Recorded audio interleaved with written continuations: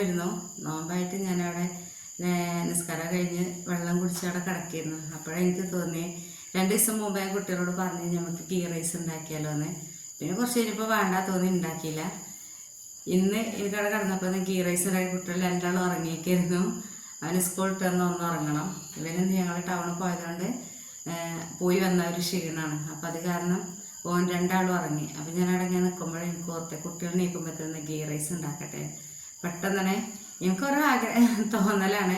അതിന് എത്ര രാത്രിയാണെങ്കിലും എത്ര വൈകിട്ടാണെങ്കിലും ഉണ്ടാക്കണേന് എനിക്കൊരു ബുദ്ധിമുട്ടോ ഒരു വെറുപ്പോ തോന്നിയിട്ടില്ല. ഇനി ഞാൻ കഴിക്കണമല്ല, വേറെ ഒരാൾക്ക് വേണ്ടിയിട്ടാണെങ്കിലും ഞാൻ ആര് പറഞ്ഞാലും ഞാൻ ഉണ്ടാക്കി കൊടുക്കും. അതിന് എനിക്കൊരു മടുപ്പ് ഇതുവരെ തോന്നിയിട്ടില്ല. കിച്ചണത്തെ ഒരു ഇത് ഭയങ്കര ഇഷ്ടം ഉണ്ടാക്കണേ. അപ്പോൾ പെട്ടെന്ന് തന്നെ ഒരു തട്ടിക്കൂട്ടാണ്. നമ്മൾ ഗീ റൈസിന് ചെറിയൊരു കളർ ചേഞ്ച് ഉണ്ട്. കാരണം ഞാൻ ഇതിക്ക് ഇട്ടത് ഏലക്ക മാത്രമേ ഉള്ളൂ ഞാൻ പൊടിക്കാതെ ഇട്ടിട്ട്, ബാക്കി ഞാൻ ഗരം മസാല ഇട്ടിട്ടുള്ളത്. പെട്ടെന്നായതുകൊണ്ട് ഇവിടെ മറ്റേ പട്ടയും ഗ്രാമ്പും ഒന്നും ഉണ്ടായിരുന്നില്ല. ഗരം മസാല ഉണ്ടായിരുന്നു, അല്ലാതെ പൊടിക്കാത്ത ഉണ്ടായിരുന്നില്ല. പിന്നെ രാത്രി ആയതുകൊണ്ട് കടയിലേക്ക് പോകാനും കഴിയില്ല, കട അടച്ചിട്ടുണ്ടാവും. പെട്ടെന്ന് തന്നെ തട്ടിക്കൂട്ടിയതാണ്. ഗീ റൈസ് ഉണ്ട്, തൈരുണ്ട്, ചിക്കൻ കറി ഉണ്ട്, പപ്പടം ഉണ്ട്, ചില്ലി ഉണ്ട്. ചില്ലി ഇവരെ കഴിക്കുള്ളൂ, എനിക്ക് വേണ്ട. എനിക്ക് തൈരും കറിയും മാത്രം കിട്ടിയായി.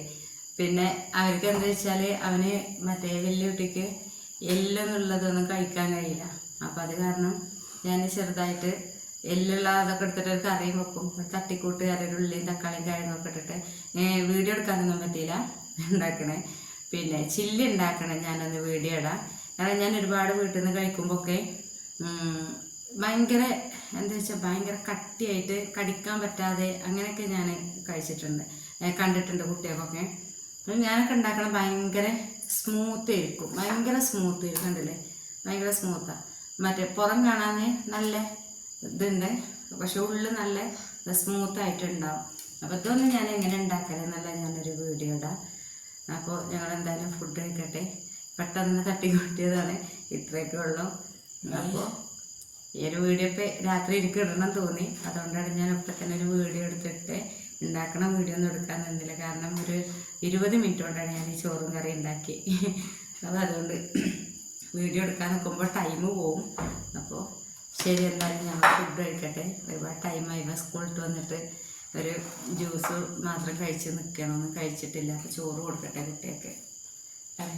അപ്പോൾ എല്ലാവരും ഞങ്ങളെ വീഡിയോ സബ്സ്ക്രൈബ് ചെയ്യണം, ലൈക്ക് ചെയ്യണം, സപ്പോർട്ട് ചെയ്യണം, കമൻറ്റ് ഇടണം, ഷെയർ ചെയ്യണം. അപ്പോൾ പറഞ്ഞു അപ്പോൾ ഇത്രയൊക്കെ ഉള്ളൂ. അസ്സലാമു അലൈക്കും.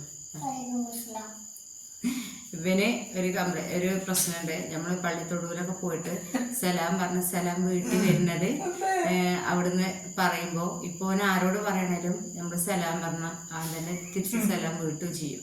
അങ്ങനെ പ്രശ്നം ഇപ്പോൾ ഞാൻ ഈടായിട്ട് കണ്ടിട്ടുണ്ട്. ആരോട് സലാം പറഞ്ഞാലും അപ്പം തന്നെ അവൻ തന്നെ സലാം വിട്ടു. അപ്പോൾ ഓക്കെ, എല്ലാവരും ലൈക്ക് ചെയ്യുക, ഷെയർ ചെയ്യുക, സബ്സ്ക്രൈബ് ചെയ്യുക, കമൻറ്റ് ചെയ്യുക. ഫുഡ് കഴിക്കട്ടെ.